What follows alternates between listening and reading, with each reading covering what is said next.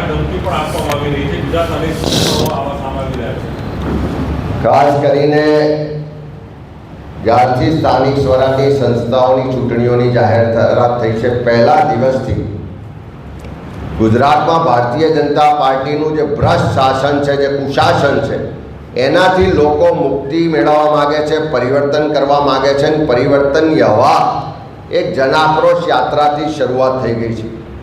એવા સમયમાં હાર ભાળી ગયેલી ભારતીય જનતા પાર્ટીના શાસકો, એના નેતાઓ, એની સરકાર પોલીસ અને પ્રશાસનનો પહેલા દિવસથી ભરપૂર દુરુપયોગ કરી રહી છે. અને એટલી હદે દુરુપયોગ કર્યો કે નોમિનેશન ફોર્મ ભરતા પણ અટકાવવામાં આવ્યા.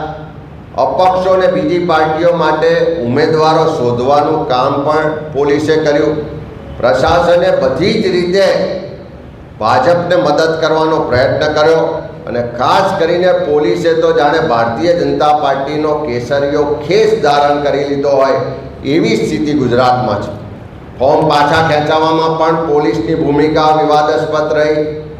એ જ રીતે જ્યારે આજે ચૂંટણીનું મતદાનના દિવસો નજીક છે, આવતીકાલે મતદાન થવાનું છે, ગઈકાલે અમદાવાદ હોય, સુરત હોય, આણંદ હોય કે અનેક વિસ્તારોમાં છેલ્લી ઘડીએ પોલીસના અધિકારીઓ કોંગ્રેસના ઉમેદવારોને પૂછપરછના બહાને પોલીસ સ્ટેશન લઈ જાય છે.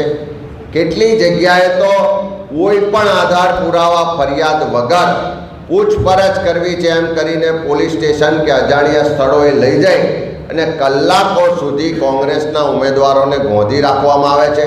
ગઈકાલે રાત્રે પણ કોંગ્રેસના ઉમેદવારોના ઘરો પર ચેકિંગ કરવું છે એમ કરીને પોલીસ જઈ ધાકધમકી આપી રહી છે. અને મતદારોને બીવડાવવાનો પ્રયત્ન થાય છે, ઉમેદવારોને બીવડાવવાનો પ્રયત્ન થાય છે. પણ હું એટલું ચોક્કસ આ તમામ ભાજપનો ખેસ પહેરેલા પોલીસ અધિકારીઓને કહેવા માગું છું કે આવતીકાલે ચૂંટણી પતી જવાની છે. ગુજરાતની જનતા પરિવર્તન માટે મતદાન કરવાની છે. ભારતીય જનતા પાર્ટીને આખા ગુજરાતમાંથી જાકારો મળવાનો છે.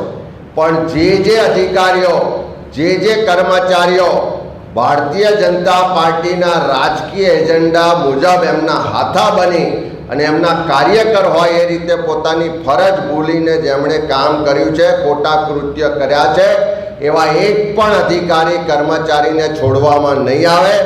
કોંગ્રેસ પાર્ટીના તમામ અમારા કાર્યકરો, ઉમેદવારો બબ્બર શેઠ છે. આ ગુજરાતની જનતાનું એને સમર્થન ને આશીર્વાદ છે. તમારા ગમે તેટલા પ્રયત્નો છતાં પણ આવતીકાલે આ રણભૂમિના મેદાનમાં કોંગ્રેસના કાર્યકરો, ઉમેદવારો મજબૂતાઈથી ભાજપના કુશાસનને હરાવવા માટે મક્કમ છે.